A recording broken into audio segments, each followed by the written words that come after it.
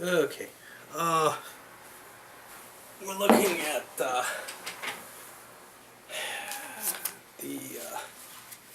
Pleasant Hill game I just finished up. And just kind of a review of it in terms of what I thought of it. Within the series, and kind of, it does hammer home an aspect of the series. The first thing that strikes me with this, and I said it in the intro, is the components are just crap compared to the old SPI. S&T components. The map looks like a child drew. Now that may actually not be so bad. I found this actually in some ways easier to read than those Wilson Creek Pea Ridge maps. They're very pretty, but this one kind of has this sketched out simplicity. Now, I prefer that sketched out simplicity in the TSS map, where there's not as much busyness, but there's also some professional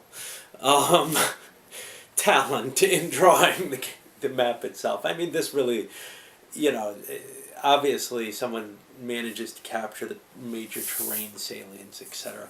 But it just looks like it was done, with a set of crayons. Another bad choice is the charts in the game. Now, in every one of these, and it's the magazine game format, there's not going to be any player aids or anything. Of course, Pea Ridge has this too when it came in a box. It didn't get sold as a magazine version.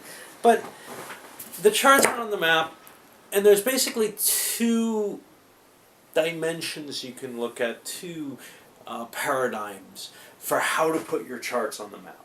One is, this game's going to be played opposed by two people who both know the rules, both can assimilate the information, and, well, if we've got to share,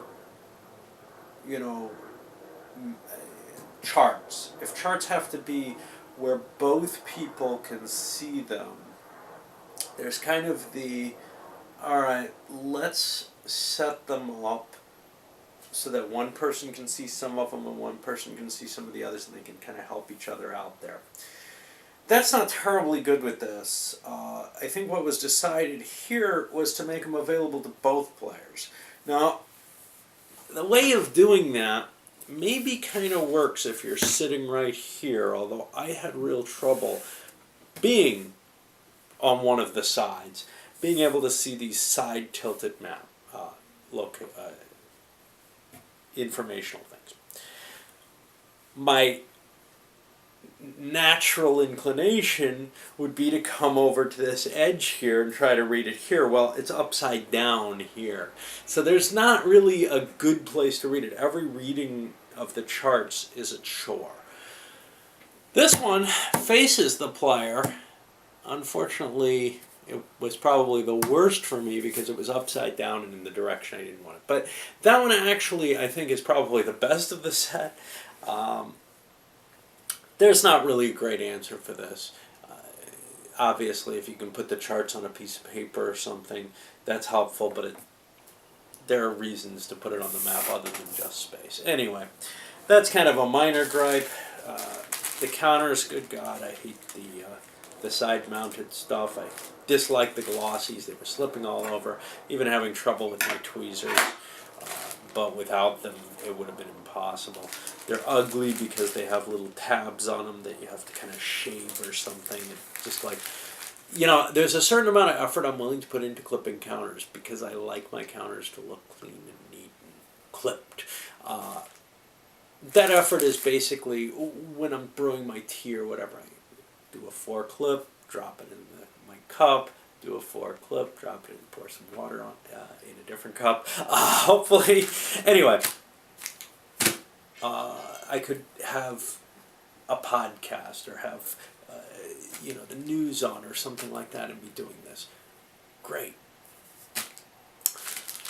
I can't remove these side tabs correctly, effectively, so they look nice, without paying way more attention than I have to pay when otherwise. Anyway, that's just me. Whatever. But I find them really, really annoying, and it was the components and the price increase, because essentially, see, I think TSR basically came in and said, if we fixed a couple of problems, we can make you a money-making operation. And some of those problems included cutting the costs on the operation, on the actual components.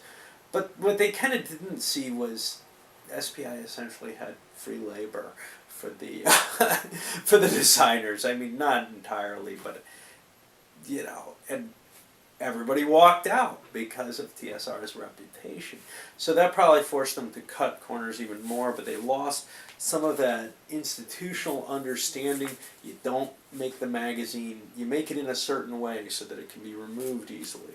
And in this case, the game has to be cut up, the magazine has to be cut up in order to give you all the rules in one place and keep the magazine issue elsewhere, which many of us did. But also the cutting corners, not producing enough 1 and 2 counters, painful. There's just way too few. All that said, though, this may be the most interesting battle I've seen out of this incarnation of the system. Wilson's Creek is this horrible, horrible, just clusterfuck where the Union's coming in, creating chaos on the Confederates, kind of like we saw at the end of this with the Confederates attacking the Union. But and then it kind of devolves into this ball where you're attacking, and none of it, you can't really get a grasp on anything. There's no really great terrain, or especially where the Union would want to be defending, or the Confederates would want to be defending. The Union might be using the terrain to their advantage on the attack. Pea Ridge, we saw bottlenecking into kind of these two uncoordinated attacks. And yes, you can make these general force dispositions, but this one, and it's kind of funny because I noted Eric Lee Smith's criticism of this game. He put a comment in his scores. He's one of the BGG users. He and I usually don't agree on things. We made some good games, but he sees it as, this could be a really good historical simulation. It's an interesting battle, but it doesn't give you any options, no chances. I found that I had a lot more opportunity for approaching and making very tactical decisions. But with the Confederates, where do you bypass? Where do you start your attack? I thought it was a very interesting situation with that, the Union Army not being fully alert and being able to get those outflanks, being able to choose your attack, being able to decide your angles of attack against a single location to where they'd, accomplish the most. And I felt like I made some initial mistakes with the Confederates. Maybe I should have pushed a little further in and gotten more, more dramatic attacks in at the beginning. But I'm not sure. Anyway, I think this allows you for a lot of exploration of how to tactically attack an enemy who cannot react right away. And that's something that you don't see in the other couple of games that I've looked at here. It doesn't have the broad... so Pea Ridge I was kind of hoping would have this kind of broad deployment type issue the way Terrible Swift Sword does. Neither of the games have that. None of the games have that. But this one comes probably the closest by at least allowing you to make that very tactical choice of how to strike this opponent when he's kind of stuck still. And I really enjoyed that. And it may make up for some of the component issues or other issues. One of the things that I mentioned during the intro, and it kind of strikes me, so the designers of this particular scenario decided this system is not realistic enough. We need to add some of the stuff that was stripped from it at TSS. We need to put our own little additions and our own little imprint on the really core system. And in some ways it may be the better additions, but it does kind of disturb me about the whole system is the, okay, look, you know, you learn the basic system and now it gets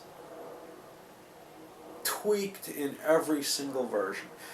However, on this one, they kind of made it the richer version. What I wish they had done instead is say, look, here's the game, here's the rules that make this fit the system for pretty much everything. And then there were a couple of rules like the prolong, like, I don't know what else we have here, like the BCE,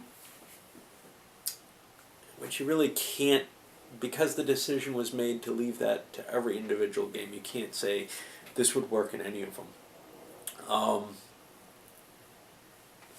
Let's see. The route and retreat rules to this were kind of annoying to me. I feel like there should be more of a topical or a local retreat rules that most games kind of maintain. This one had very strict ones where you'll surrender if you can't go into one of 3 hex sites. We actually saw one of that happen. The artillery fire rules, it's changes to artillery for the most part. Oh, I forgot about the sharpshooters. I don't know if they had to be on the board. They just were assigned as a rifle unit rather than an SS. Anyway. The artillery rules probably should have been suggested as an optional expansion to the core system. And to tell you the truth, I think that they would fit in every single game in the system. It's just, these were things that were decided to be left out by the original system designer. And it strikes me as kind of wrong to just dictate, yeah, for this game you're going to play with different rules. Not because the situation demands that, but because we like them better. I actually think the Brigade Combat Effectiveness rules for this are kind of neat too. They may be a little too extreme. When a unit loses BCE, it ends up, you know, not being able to rally automatically, for example, and some of the other effects. I liked it though. It definitely gives you all the more impetus to try to preserve your units, and once they start getting weak, pull them out of the fighting and let them rest. And not that they can recover, but just they're not going to cost you the victory points, and they're not worth that much anymore. They're about ready to break. That's one of the elements of this system and the gamer system that I do really like. I think the BCE type idea really drives home this kind of why you don't want to press an attack against all, you know, all reasonable limits. Anyway, this was kind of, like I said, a more enjoyable game in the system than I think some of the others were in terms of the battle.